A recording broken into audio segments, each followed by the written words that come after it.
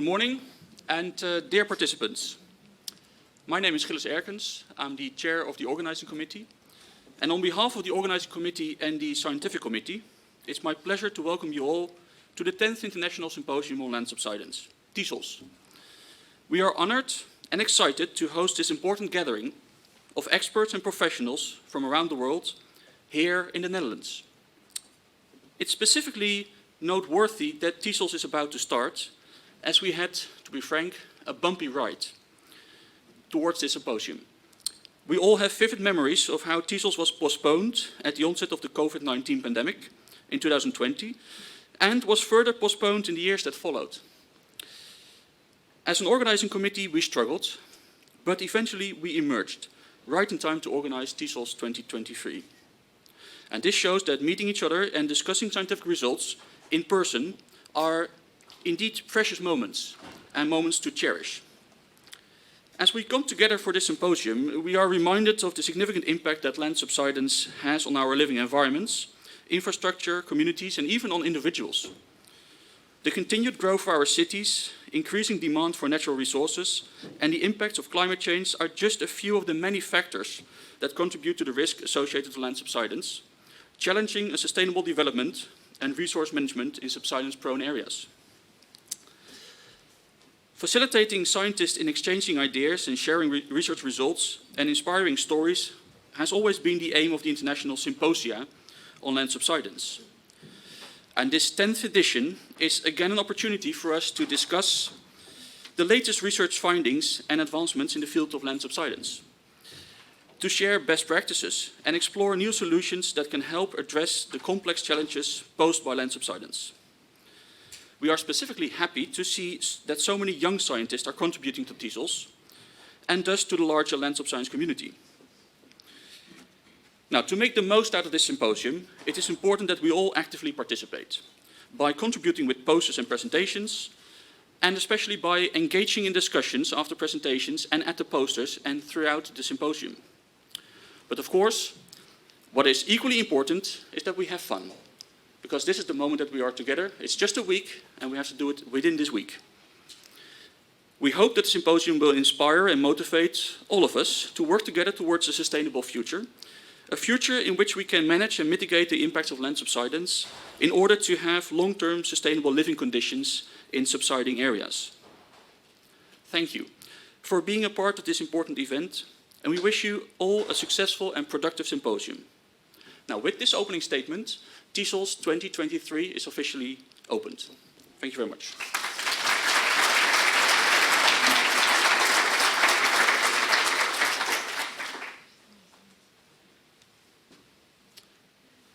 So, this was the way that we have met each other the last couple of years, online, of course, and these are the most important people from the organizing committee, the board. You can see Saskia Hommes, she's right there, working at Deltares. Kai Koster, working at TNO. Myself, I work at Deltares. And Peter Fokker, the chair of the scientific committee, also working at TNO. But the most important two people in your life the coming week will be Natasja Voskuil and Trudy Middendorp, because they are the organizing engine of this symposium. So if there is anything you need, anything you like to do or don't want to do, please see them and they will try to accommodate that as much as possible. It's also good to mention that we have other people in the organizing committee, and I'm just mentioning their names here. Jan van der Akker from Wageningen Environmental Research, Tommy Bolleboom from the Ministry of Infrastructure and Water Management, Esther Stouthamer from Utrecht University, Ramon Hansen from the Delft University of Technology, Dominique Ngan-Tillaar from the Delft University of Technology, Mariska van Gelderen, John Lambert and Ger Lange, all from Deltares Research Institute. And they have all contributed to the organizing committee and to the organizing of this symposium. It's also important to acknowledge that we had many sponsors, financial sponsors that made this symposium possible. They are listed here. There are research institutes, universities, different ministries from the national level, networking associations. There is the Knowledge Institutes, municipalities, provinces, educational institutes, and companies. And without them, this symposium, at least financially, would not have been possible. So we're very grateful for their support. Now, this symposium is organized under the umbrella of the UNESCO Land Subsidence International Initiative. And you can see the board here, they're also here in the room, present. And they are organizing this symposium since the 1960s or so. So it's a long-standing record of symposia that we're in. And I'd now like to ask Pietro Teatini to give a few words addressing the symposium on behalf of the LASI group. You can click with this to your slides. Yeah. So thank you, Gilles. Good morning to everyone. It's really a pleasure for me to be here and to see all these friends, all these people. And of course I bring the greetings from the UNESCO, LASI, so this Land International Initiative on Land Subsidence. We hope that it will be really a nice week all together. We have really good friends between all these peoples. And we think that land subsidence is becoming even more an important issue. And just to summarize why we can say this is look at this picture, right? We can see how it behaves, the number of publications where the keyword land subsidence is available in the title and in the key references. And you can see that it is increasing exponentially. We know that this is also due to the fact that number of publications increase, number of journals increase, number of researchers increase. But also, this also means that this is becoming a topic even more important for the normal, let's say, life of our communities. So, yeah, we hope that we will be able, as a key group working on this topic, to provide some successful understanding of the processes and development of possible mitigation strategies. Thank you to everyone.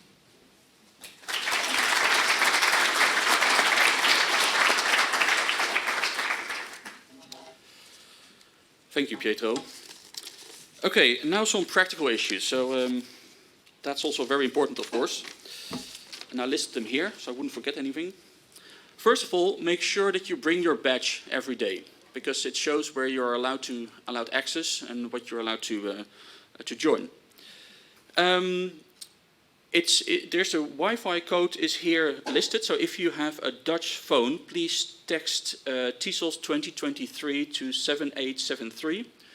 It doesn't mean if you're not necessarily if you to be Dutch, just a Dutch phone is enough. You can text TISOLS 2023 to the phone number as above if you have a foreign phone to get the access code for the Wi-Fi, and you have to do this again on Wednesday.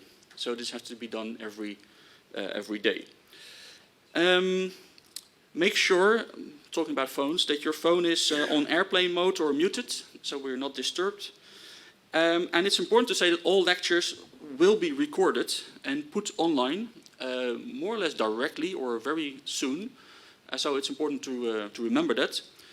And it will be published via the LASI and the TISOLS website in a couple of days. Now, we're not seeing each other again before tomorrow in a plenary session, so I'm going to give you some information for tomorrow, the excursion day. There are 3 excursions, and they leave in reverse order in the numbering. So excursion number 3 to Flevoland, please be present here before the conference center at 7:15, and the bus leaves 15 minutes later. And then half an hour later, at 7:45, be present if you go to the Deltawerken, the second excursion, and the Zegveld excursion is leaving 8:45, or at least be here 8:45. And of course, the bus has to leave at some point, so please be in time. Now, if you'd like to join the excursion at a specific stop because you live nearby, that's for people that live in this country, or you will not be joining at all because you changed your mind, or you will use your own transport, please see Trudy or Natasha as soon as possible to arrange this for you. The weather for Tuesday is pretty good. It's not too warm, about 12, 13 degrees, but especially important is the wind. If you go to Flevoland or the Deltawerken specifically, that's a pretty windy place, so be dressed to sustain the wind for a while. And then for Tuesday night we have something extra, and we call it Land Subsidence Meets Jazz. And it's a performance by Ramon Hansen and his band at 9 o'clock in the evening, 21 hours, at Café de Vee in Voorstraat 9 in Delft. And it's just a free performance that you can visit if you like. That's it. I hope you took pictures of these coats, because I'm going to the next slide. We have a very exciting program. There will be a conference dinner this week. We have excursions, a guided walk through Delft, and much more, and of course great science. But we also have the day in Gouda, and that's the Friday. And the Friday we are going to Gouda because we have a special day. Normally, if you have a scientific conference, you have a lot of discussions, but they're all among scientists. And nothing of that discussion leaves the room or the area where you have the discussions. Now it's important that we also join the societal discussions on land subsidence. So we thought that we have an open house. For one day, the symposium is open and everyone can join. And specifically, we are anticipating about 100 Dutch professionals, decision makers and policy makers to join this symposium and to discuss together with you, the scientists, the international scientists, the latest results on land subsidence. It will be quite a different day, a very interesting day in a beautiful church, and again a beautiful city, just like Delft. Gouda is very nice, with talks, but also with discussion tables and a very interactive program. So please make sure that you join the Gouda Day, which is part of this conference as well. Now my final comments are on why we are here in the Netherlands. Because you could say, well, in 1995, we also had the TISOLS, the 5th International Symposium, and now again we are in the Netherlands. That's pretty quick if you see that what the spacing of these symposia is. Well, I think it's very right that we're here, because we're the only country around the world where its elevation is in the name of the country. The Netherlands means low-lying land, and we are a very low-lying land. And we're low-lying because we had subsidence. Over the last 1,000 years, we had subsidence in the peatland and the clay areas. 1,000 years ago, we had the drainage of the peatlands and the claylands, the clay areas, to create arable land, to have a crop there, which was barley and emmer. And that went very well, but at the same time, as you can see from the figure, we had also had some sea level rise. Now you can imagine that at this point in time, late medieval times, things began to become ugly because it became very wet. So the farmers at that time, they had to change something. They could no longer grow emmer and barley, and they were instead growing grass. So what do you do with grass? You have cows, they produce a lot of milk, too much milk to consume for your own benefit. So they wanted to make this, make it ready for trade, to conserve it, to preserve the milk. And there's one way to do that, and that's to make cheese. So cheese is a way to trade milk. And milk is the adaptation measure of the Netherlands to land subsidence. So next time that you eat a cheese sandwich, and the chances are very high in the coming week, please remember that you are actually eating an adaptation measure against land subsidence. And the same is true for windmills. Because windmills are also in the same time period, we could not longer drain under gravity, and we needed a pumping capacity, so we built windmills to pump the peatlands dry and to get even drier feed, but also further land subsidence. So two icons of the Netherlands, cheese and windmills, are directly related to land subsidence. And as a result, we are a very low-lying country, one of the lowest in the world. If you go outside this building, you are minus 80 centimeters, so 80 centimeters below sea level. And everything in the west and the north here, in those green-blue colors, they're below sea level. And you can imagine that in a time when sea level rises, for a very low-lying country, further land subsidence is one of the worst things that can happen, because our conditions to combat the sea level rise of the future, the assets that we have, elevation, is lost because of land subsidence. So there's all reason for a conscious decision-making on land subsidence. It's also, it won't go away by itself. In the map on the left, you can see where we had land subsidence over the last 1,000 years. A couple of meters in the peatlands. This is just because of peat drainage.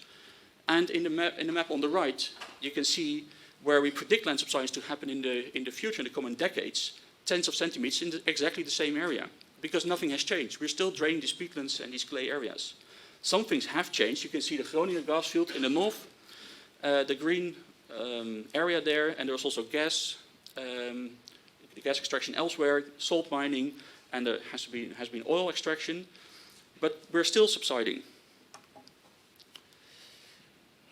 These are the results of land subsidence. We have water management issues, which are the upper two pictures. We have pluvial flooding in some areas. We have 24/7 water management because we're so low-lying. And the lower two pictures show that we have damage to infrastructure, to roads, to foundations, and to structures. And it's a very costly problem. Now, this is the Dutch research landscape, and I think it's good for you to get acquainted with this. In the right part of this slide, you can see 5 large research groups on land subsidence. We call them the Big Five, in the Netherlands, of course. Utrecht University, Deltares Research Institute, TNO, Wageningen Environmental Research, and the TU Delft. They're all here. And we have at least 4 large research programs that we are executing. The National Research Program for Greenhouse Gas Emissions in the peat meadow area and for land subsidence, NOBV, I'm chairing that. There's the land subsidence study in the Groene Hart, the Green Hart, which is the area just east of here. Saskia is chairing that. There's the DeepNL program that's studying land subsidence from different causes above the Groningen gas field, and Ramon is chairing that. And there's a LOS, Living on Soft Soils, National Science Foundation program chaired by Esther, and that goes along all aspects of land subsidence from geology to governance. Now, and with these 4 programs, we are studying the 6 elements which are listed here. We measure land subsidence. We try to understand the mechanisms of land subsidence. We try to improve our modeling, our predictive modeling of land subsidence, so that we can have better cost-benefit analysis and have a better action perspective. That can be used to have measures implemented. So we also study the legal framework and the governance that's necessary for implementation of measures. And we work on monitoring if these measures work. So all of these aspects, we have contributions from these 4 research programs here in this week. But it's also from others. We were very happy to see that for all of these aspects, there are also contributions internationally. And this is the reason why we use this as setup for the program of these 3 days. Now, on the program for these 3 days, I give the floor to Peter Fokker, the chair of the scientific organization. Thank you, Gilles.